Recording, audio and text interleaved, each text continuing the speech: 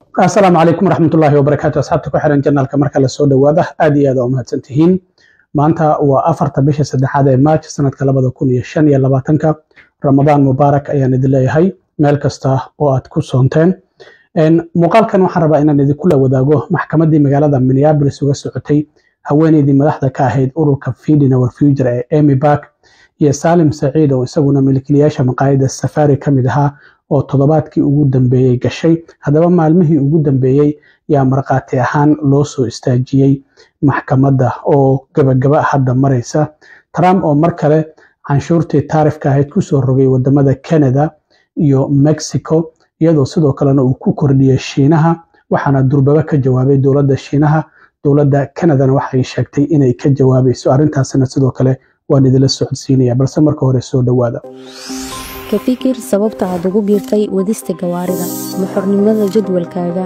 ma daryeelka qoyskaaga ma madax banaanida ganacsigaaga hadda ka fikir shaqadii ugu dambeysay ee aad qabatay ma dareentay in shaqadaada la ixtiraamay ma heshay wixii aad mudneed ma haysataa xakameyn ku saabsan waqtigaaga iyo dakhligaaga 15 sano ee la soo dhaafay barnaamijyada adeega wadista gaadiidka waxay bedeleen sida dadku u safraan laakiin ma ku shaqeysay adiga darawal anagoo ah hit waxaan aaminsanahay in darawaladu ay yihiin laf dhabarta shirkadda gaadiidka oo aan la takoorin waxaan nahay madal ay leeyihiin darawaliintu kuna dhisan mushaar cadaalad ah daafurnaan iyo guul la wadaago darawaliintu waxay helaan inta badan dakhligooda wax qarashyo qarsoon ama commission aan cadaalad ahayn ma jiro waa waqtigii la heli lahaa shirkad gaadiid wadaag ah oo darawaliintu leeyihiin waayo marka darawaliintu hormaraan bulshaduna way kobcaysaa wado hiij adiga iskale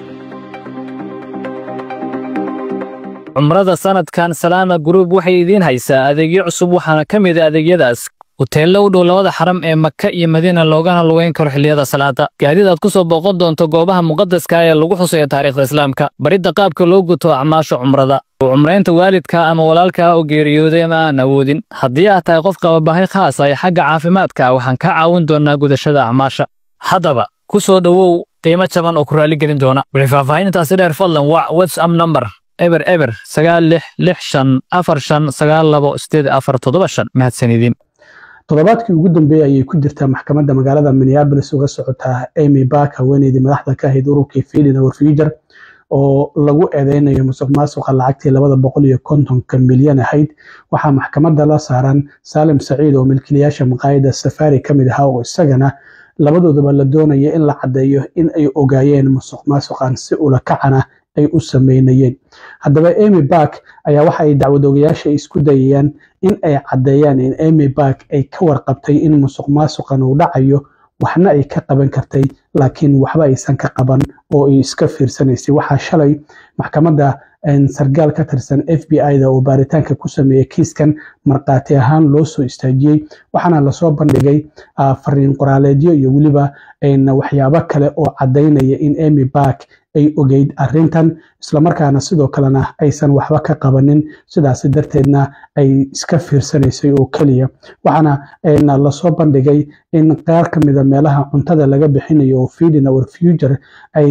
lacagtaasi siinaysay in ay ka aamuseen isla markaana ay shib ka yiraahdeen musuqmaasuqaasina ay ogaayeen in goobahaasi ay ka socdaan Amy Back ayaa intii arintan ay socotay oo qof baraha bulshada waxa uu soo galiyay in Amy Back musuqmaasuqan oo egeed waxayna ugu hanjabtay in qareenkeeda maalinta bari ah uu soo wici doono isla markaana qofkaasi uu cabsi gelin doono sida ay sheegtay waxaana fariin qoraaleedyo ay u dirtay dadka iyada kala shaqeynayay Feeding Our Future oo shaqaalaheeda kamid ah la sheegay in ay fariin qoraaleedyada ay kamid ahaayeen we may have become the mob waxaan noqonay kooxaha burcadda oo kale ayada ayaa fariin qoraaleedkaasi qof u dirtay sidoo kalena waxyaabaha la soo bandhigay waxa kamid ahaa in Salim Saciid fariin qoraaleed ay u dirtay isla markaana ay ku muujinayso in qof Soomaaliya oo social media ku jira uu soo bandhigay in dahab iyo sidoo kalena giftiye kale oo aroos oo $100,000 ku kacaya in qof ka tirsan shaqaalaha Feeding Our Future oo baraha bulshada soo galiyay qof Soomaaliya marka ayaa soo share gareeyay waxana uu ku soo qoray arintan waxay muuqaal xun ka bixinaysaa dadka Soomaalida ah markii arrintaas aragtay kadib ayay fariin qoraaleed ay u dirtay Salim Saciid Amy Park ay ku leedahay arrintaasi iga nadiifi macnaha laga saaro baraha bulshada arrin waxyaabahaasi la soo geliyay ayay Amy Park ay qoraalkaasi ugu qortay waxa ay sidoo kale sheegtay in dadkaasi markaasi ay ugu hanjabtay in ay maxkamad la tiigsanayso oo dacwad ceebeyn ah in maxkamad ay kula tiigsanayso marka arrimahaasi oo idil waxay muujinayaan ayaa la leeyahay in Amy Park ay ogeyd musuqmaasuqan laakiin si ula kacay isaga dhagatiraysay oo aysan doonayn inay waxba ka qabato lacagahaasi iyada kickback oo la siinayo oo kaliya ay fiirsanaysay lacagahaasi marka ay bixiso oo dadkaasi sheeganayeen inay cunto bixinayaan laakiin cunto aanan bixinaynin sidoo kalena waxa toddobaadkii hadda dhamaaday maxkamadda markhaati furahaan loo soo istaajiyay Maxamed Xuseen oo isaguna maqaaxi ku lahaa Faribolt isaga iyo xaaskiisa Luul Cali oo iyaduna toddobaadkii koowaad markhaati furtay waxaana ay sheegtay in shaqaalaha Feeding Our Future ay la FaceTime ahaan ay ku wacayeen Amy Park isla markaana sidoo kalena ay maqaayadaha intii tagaan ay dhahayeen haye waxaad sheegatay inaad cunto bixinayso lacag intaasi la eg ayaad helaysaa marka ayaga ayaa nagu amray ayuu yiri in aan beentaasi sheegno sidoo kalena waxa uu sheegay inay nagu yiraahdeen inaad kun cunto ah maalin kasta aad bixinaysaan oo caruur aad siinaysaan waa inaad sheegataan markasta oo aad sheegto in cunto badan aad bixinayso lacag fara badan ayaad helaysaa marka Maxamed Xuseen waxa uu yiri anigu Amy Park FaceTime ayaan kala hadlay telefoonna kula ma hadlin email ahaana ma aanan kula xiriirin laakiin waxa uu yiri marka toddobaad kasta lacag gaaraysa 200,000 ilaa 250,000 naloo keeno waxa aan bixinayna ayuu yiri 30,000 oo cash oo kickback marka lacagtaasi naloo keenana dadka Soomaalida ay noo keeno Amy Park ay FaceTime ahaan ay ku wacayeen sidaas darteedna iyada ayaa lacagtaasi dalbanaysay in nala ka qaado waxna uu yiri in arrintaasi ay jirto waxa la weydiiyay ma jirtaa in cuntada intaasi la eg caruur aad siinayseen maya ayuu yiri xitaa wax u dhow oo kun caruura wax u dhow cunto wiligeen ma aanan siinin ayuu yiri sidaas darteed waa arrin nala ku amray inaan sameeyno lacagtaasi marka naloo keegana 30,000 oo cash oo kickback ayaan bixin jirnay sidoo kalena Amy Park waxyaabaha ay sameysay waxa kamid ah in dad baarar ka shaqeeyay ay ka dhigaysay in gudiga Feeding Our Future boardka ay ku jiraan gudiga guud ee ururkaasi wadayay waxa jiray nin kale oo isaguna bartender ah oo dadka cabitaanada dadka siiyo St Paul oo magaciisa John Sinclair la yiraahdo in isagana maxkamadda la soo hor istaajiyay oo la weydiiyay haye gudigan ayaad ku jirtaa maxaa jira marka wuxuu yiri Amy Park way noo timid waxayna tiri magaciidiina ayaan u baahanahay urur ayaan aasaasaya marka aan aasaasay kadibna magaciidiina meesha waan ka saaraya sidaas darteed ayay magaciina nooga qoratay waxa la yiri kulamo ayaa jira aad ka qayb gashay xitaa motion aad soo gudbishay wuxuu yiri motion wuxuu yahay maba aqaano laakiin maba jirta ayuu yiri in aan gudigaasi kamid aha oo kulamo aan ka qayb galay isla markaana aan gudiga Feeding Our Future aan boardkaasi kamid aha marka horeyna waa tiin kale ay jirtay oo isagana bartender aha oo isaguna arrintaasi beeniyay marka dad ay isaga soo qoratay meeshaas ay uga dhigto in dadkaasi ay gudiga ay ku jiraan oo ay kala wadaan hawsha dhamaantoodna waxay yiraahdeen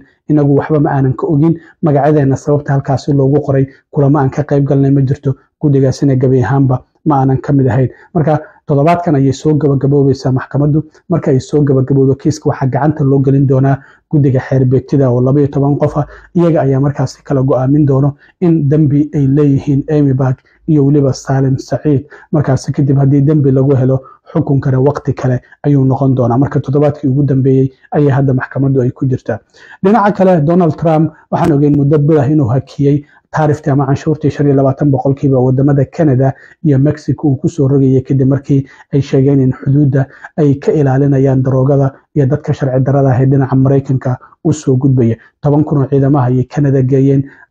xadka sidoo kale Mexicana sidoo kale waa ay geysay waxayna sheegeen daroogada iyo dadka soo galootiga sharci darrada inay la dagaalami doonaan laakiin Trump waxa uu yiri wali go'aankayga waan qaadanaya min 25% ayuu wadamada Canada iyo Mexico ku soo rogay xalay ayayna arrintaasi dhaqan gashay waxa la leeyahay arrintaasi saameyn ay ku yeelan doontaa dhaqaalaha wadanka Mareykanka suuqyada saamiyada hoos u dhac weyn inuu ku yimaado ayaa la filayaa waxaana sidoo kale taarifta canshuurta ay tahay kambaniyada in alaabtaasi Mexico ka soo qaadaya ama Canada oo Mareykanka geenaya ayaa lacagtaasi bixinaya kambaniyadu waxa ay markaasi ku dalacayaan dadka shacabka ah marka ay ka iibinayaan marka arrintaasi saameyn inay ku yeelato dhinaca sicir bararka Mareykanka ayaa la filaya Shiinaha 10% waa kii hore Trump ugu soo rogay haddana 10% ayuu ku kordhiyey. Shiinuhuna waa ay ka jawaabeen, waxay yidhahdeen alaabaha dhinaca Maraykanka loogu imaanayo inaguna 10 ilaa 15 boqolkiiba ayaan ku kordhinaynaa Canada. Ra'iisul Wasaare Justin Trudeau waxa uu sheegay 25 bishan marka la gaaro in sidoo kalena